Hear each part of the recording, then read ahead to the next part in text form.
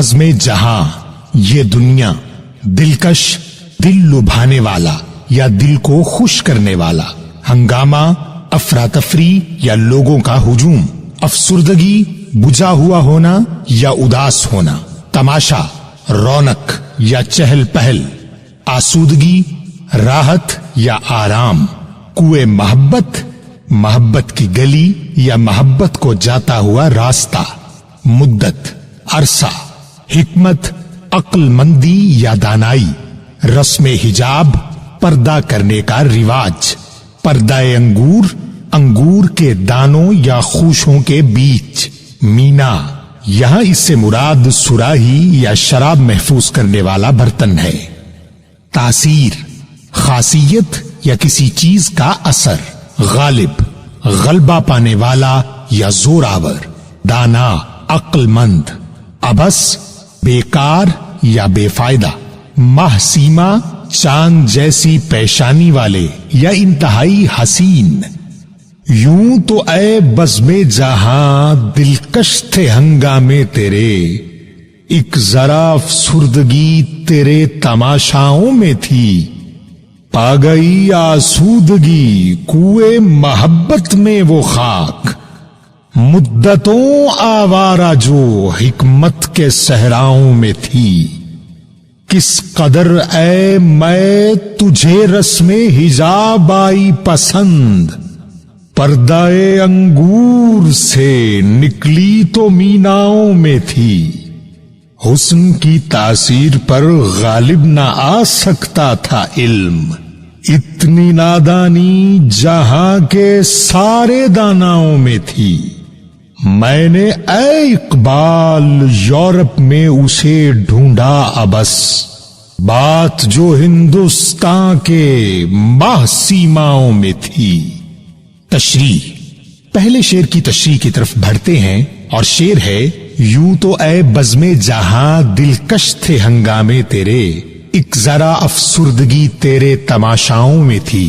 इस गजल के पहले शेर को देखा जाए तो इस दुनिया के हवाले से बहुत ही बुनियादी बात है जो मजहब इस्लाम के मानने वालों को शुरू दिन से समझाई जाती है, और वो बात ये है कि बेशक इस दुनिया को बहुत ही खूबसूरत अंदाज में तख्लीक किया गया है। जब हम इंसान एक एक चीज का जायजा लेते हैं, जैसा कि पहाड़, वादियां, चश्मे, सहरा, समंदर, मुख्तलिफ जानवर या परिंदे और इसके अलावा जमीन की तह से लेकर आसमान की बुलंदियों को गुजार लेने के बाद का निजाम शमसी, ये सब कुछ उसी खालिक ने बनाया है जिसने इंसान को बनाया है। बतौर जिन्स इंसान सिर्फ हमें ये ताकत दी गई है कि हम इन तमाम चीजों को देखकर अपने रब की मौजूदगी को महसूस कर सकें। लेकिन शेर के पहले मिसरे की जानिब गौर करें जिसमें हजरत अल्लामा मोहम्मद इकबाल इसी दुनिया से मुखातिब होकर फरमा रहे हैं कि बज़ाहिर देखा जाए तो तू इतनी खूबसूरत है कि तेरी रौनकों में गुम होने के लिए तेरा दिल को अच्छा लगना ही काफी है। लेकिन बात यहाँ खत्म नहीं होती। इसी शेर के अगले मिसरे में फरमा रहे हैं कि वो दलील अपनी जगह ठीक है कि तू खूबसूरत है,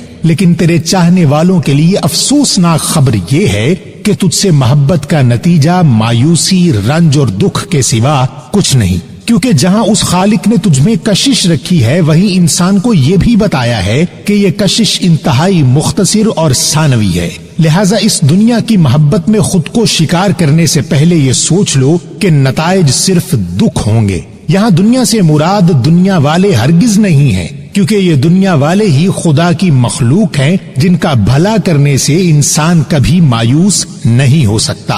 दूसरे शेर की तशरीह की तरफ बढ़ते हैं। दूसरा शेर है, पा गई आसूदगी कुए मोहब्बत में वो खाक, मुद्दतों आवारा जो हिकमत के सहराओं में थी। दूसरे शेर की तशरीह से पहले सूरह रात की आयत नंबर 28 का तर्जुमा मुलाहिजा फरमाइए। सुन लो, दिलों का चैन अल्लाह ही के जिक्र में है। अब शेर की तशरीह की जानिब बढ़ते हैं। यहाँ एक बात काबिल गौर है कि मोहब्बत मजाजी हो या हकीकी, इंसान मोहब्बत की हालत में कभी सुकून नहीं पा सकता।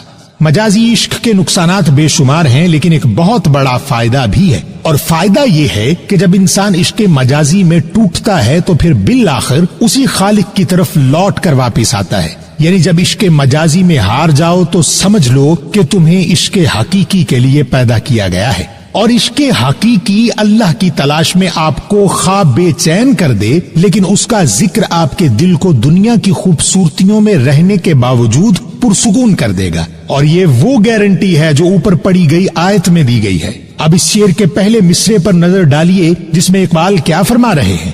اس مصرے میں خاک سے مراد انسان ہے جو بے چین ہے۔ آپ فرما رہے ہیں کہ یہ انسان جو عرصہ دراز سے بے سکونی میں تھا، آج جب عشق حقیقی کے راستے میں آیا تو اسے راحت اور سکون مل گیا۔ دوسرے مصرے میں اقبال نے وہ بات صاف کر دی ہے کہ عرصہ دراز تک اپنے علم و عقل کی بنیاد پر سکون کی تلاش میں مارا پھرتا رہا، لیکن آخرکار سکون صرف اسی کے ذکر میں ملا جس نے اسے اپنے بلند ذکر کے لیے پیدا کیا تھا۔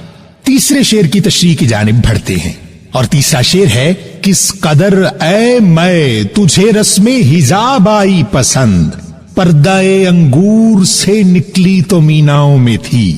تیسرا شعر اس قدر خوبصورت ہے کہ جب آپ مکمل طور پر اس شعر کو سمجھ جائیں گے تو آپ کو اس میں چھپے حسن کا اندازہ ہوگا۔ شعر کی خوبصورتی ایک طرف، لیکن جو محبت کا بنیادی اصول ڈاکٹر محمد اقبال نے یاد دلایا ہے، اس اصول کو جان لینے سے یقیناً آج کے دور میں موجود اہل دل بہت سی آسانیوں سے وابستہ ہو جائیں گے۔ پہلے اصول سمجھ لیجئے، پھر شعر آسانی سے سمجھ میں آ جائے گا۔ محبت کا بنیادی اصول یہ بھی ہے کہ وہ ہمیشہ چھپی ہوئی رہنا چاہتی ہے۔ محبت کا کھلے عام ظاہر ہونا اسے اچھا نہیں لگتا۔ یہاں مجھے حسرت موہانی کا ایک بہت ہی خوبصورت شعر یاد آیا ہے، جس میں آپ فرماتے ہیں کہ دیکھنا بھی تو انہیں دور سے دیکھا کرنا، شیوائے عشق نہیں حسن کو رسوا کرنا۔ اس شعر کو سننے کے بعد آپ کو کچھ اندازہ ہوگا کہ عشق ایک طویل خاموشی کا نام ہے۔ سچ بات تو یہ ہے کہ جب میں تشریح کرتے وقت یہ تمام اصول بار بار دہراتا ہوں تو وہ تمام قاعدے میں اپنے آپ کو سمجھا رہا ہوتا ہوں، اور ساتھ ہی آپ بھی جان لیتے ہیں۔ یعنی محبت خاموشی اور مستقل پردہ مانگتی ہے، جو شاید سب سے مشکل کام ہے۔ اب شعر کی طرف آئیے۔ اقبال فرماتے ہیں کہ اے شراب تجھے پردے میں رہنے کا رواج کتنا اچھا لگا ہے کہ پہلے تو انگوروں کے خوشوں میں تھی، لیکن جب تیرا قطرہ قطرہ عرق کی صورت ڈھل کے سامنے آنے کو تھا تو اسی لمحے تو اس سراہی میں چھپ گئی جس میں تجھے محفوظ کیا جانا تھا۔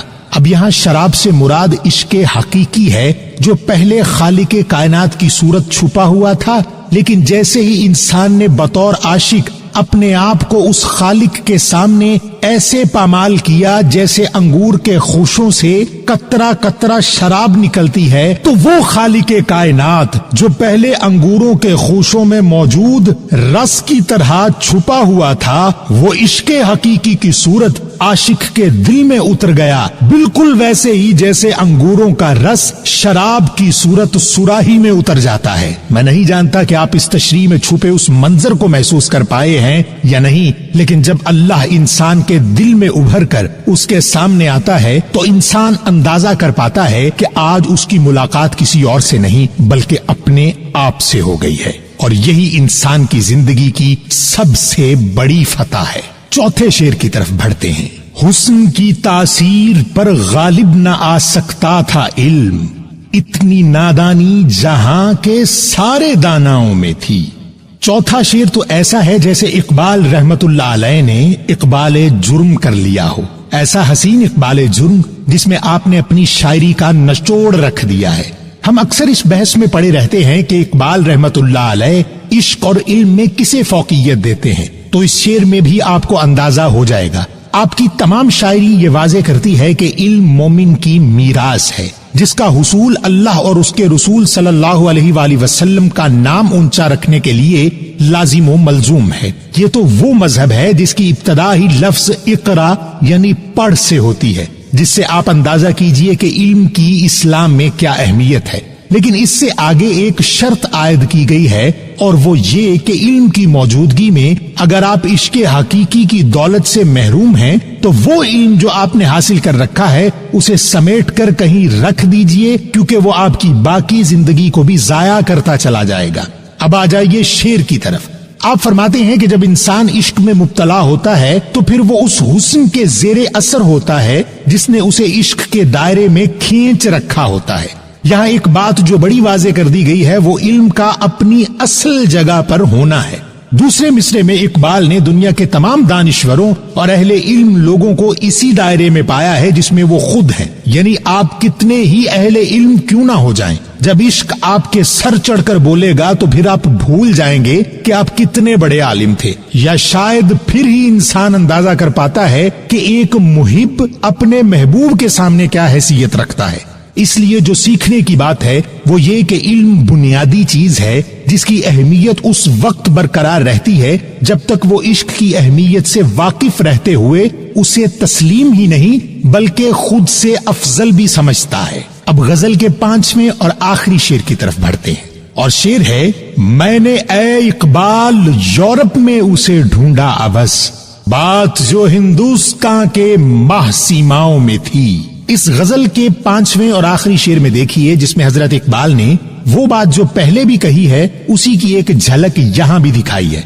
इकबाल समझते हैं कि हुस्न की खासियत भी इसी में है कि वो छुपा हुआ रहे, क्योंकि छुपे हुए हुस्न की कशिश जाहिर होने वाले हुस्न से कहीं ज्यादा होती है। इकबाल फरमाते हैं कि जब यूरोप में जिंदगी के अय्याम गुजार रहा था तब मेरी आंख ने उस हुस्न को ढूंढने की नाकाम कोशिश की जो पर्दों में छुपा होता है। यहाँ मगरबी तहजीब का चेहरा भी सामने आता है जहाँ इंसान की जिस्मानी वुक़्क़त को इंतहाई पस्त और कमतर कर दिया गया है कि उसमें अब कशिश ही बाकी नहीं रही। उसी तनाजुर में इकबाल मशरकी तर्ज़े जिंदगी की रिवायात का मुवाजना करते हुए फरमा रहे हैं कि जो हुस्न हमारे हिंदुस्तान में पाया जाता है वो मगरिब में कहीं नहीं, और उसकी बुनियादी वजह हुस्न का अपने दायरे और पर्दे में रहना है जिससे वो अपनी अहमियत में मजीद इजाफे के लिए सामने वाले को मजबूर कर देता है। इस गजल में जिस बात पर तवज्जो दिलाई गई है वो ये है कि इश्क मजाजी और इश्क हकीकी दोनों में असल आशिक हमेशा अपनी मोहब्बत और हुस्न को छुपाए रखना ही इबादत समझता है,